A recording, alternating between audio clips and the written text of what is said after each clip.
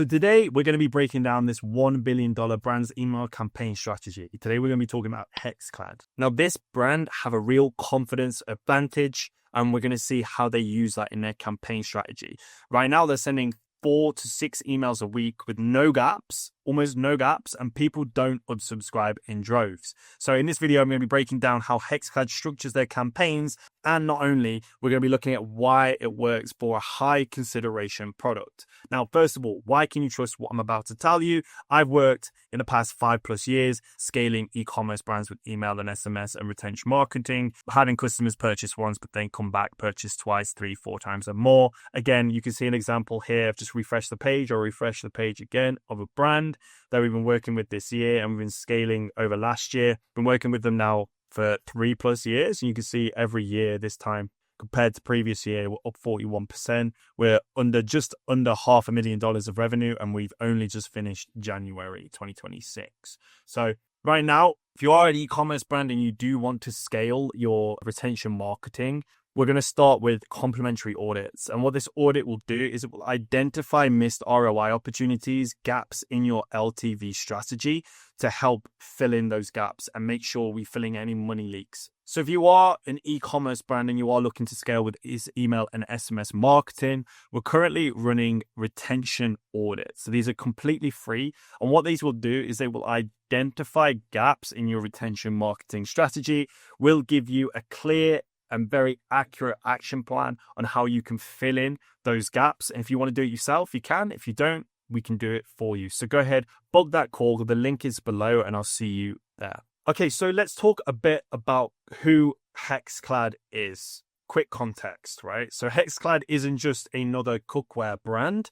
They are what we call a disruptor. They sell hybrid pans that are stainless steel durability with non-stick ease. They are backed and heavily promoted by Gordon Ramsay, and they're currently scaling past $350 million a year. That gives them a huge leverage, but leverage alone doesn't explain their email strategy. Now, the strategy is very simple. They're not just selling pans. And you'll see a very common theme in the other breakdown videos that we have of these over $100 million brand per year. And you'll see a common theme here for brands that do over $100 million a year. They don't just sell their products, they sell something deeper, right? In this case, they're selling culinary mastery. And this is where email marketing bridges the gap between I want to cook better and I need this pan.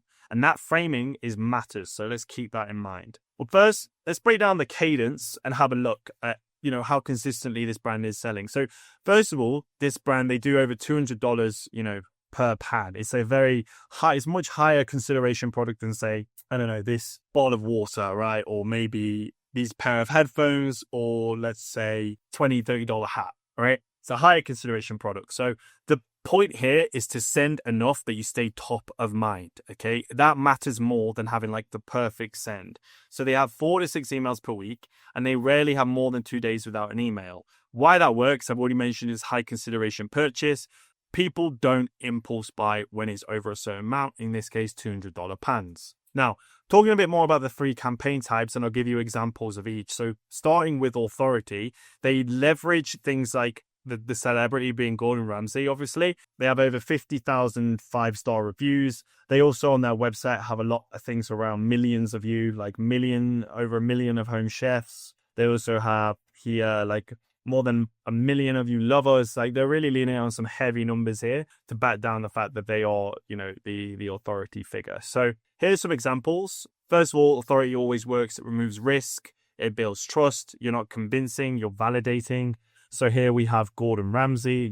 Gordon Ramsay looks at these pans and he's showing the example of holding the product. This itself is a strong email. They have joined 16,000 plus others on HexClad. So here you can see, want to interact with other enthusiasts. They have a Facebook group with over 16,000 people in that group, which is huge. Something free, join the group, not asking for anything. Third point is we go with Salt of the Earth, their new high-tech mills gives you the perfect amount of seasoning every time. Don't just take our word for it and then going in with the reviews here. Now, very strong, different types of social proof. A lot of brands rely on this one here, where it's just like, don't just take our word for it. But they go one step further. They have a celebrity endorsement or some kind of authority figure. And they also have a Facebook group, some of the online community where they have a lot of people in there as well. So really, really strong use of authority. The second type is education. You have recipes, seasonal cooking ideas, how to make something great.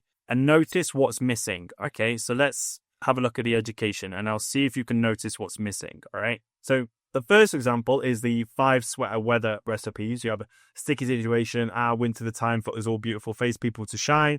Sweater weather recipes are one of the favorites. And then it's going in with get recipe, stock up, shop stock pots. Again, really just going in with pure value-based recipe during the season. So this is obviously the colder season. It's Easter time, people. So here they have Easter food. Happy Easter to those who celebrate it or not. Get the recipe. So again, giving them recipes away for it. So why it works, and this goes back to the question, okay? The question is, what is missing in these emails? And you're probably thinking nothing. The thing that's missing is they're not directly selling the product, okay? Really, in any point, they mention at the bottom, right, a product, but they're not making it the focus of the email. They're focusing on the result. They're focusing on the fact that you're going to cook a delicious meal, right? And a repeat habit as well. And this gives a reason to open the email even when you're not shopping. And that is how you train inbox behavior.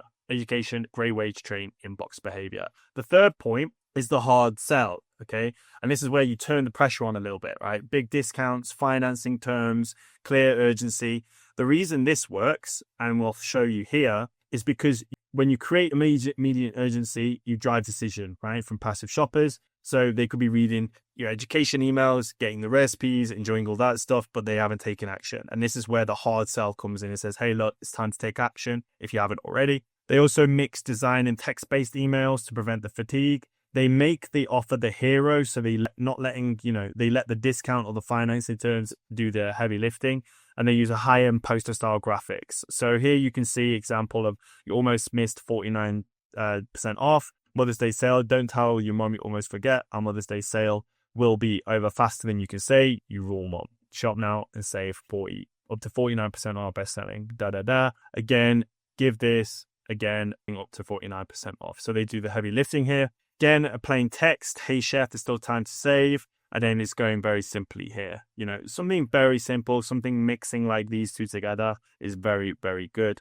And again, you want to make sure you're combining all these 3 different types to get the ultimate, conversion. This will not convert on its own.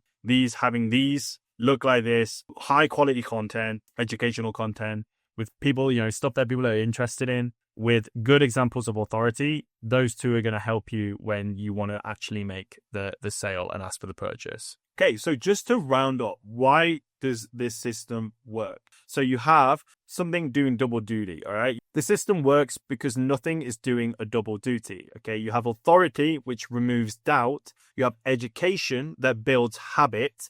And then you have promos that drive action.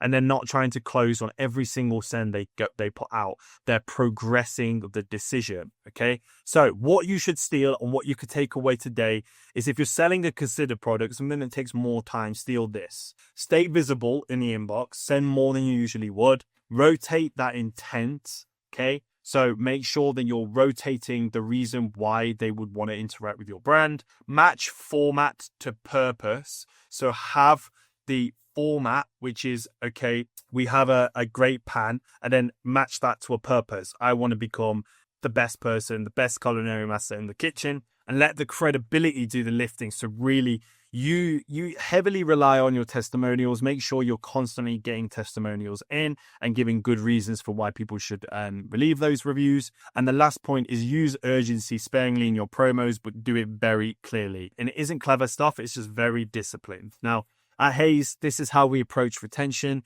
systems, not one-off campaigns. So if you want to see where your email strategy is falling short, like I said, we're offering a complimentary audit. Go ahead and click that link below, and I'll see you on the call. Or I'll see you on the next video. Take care.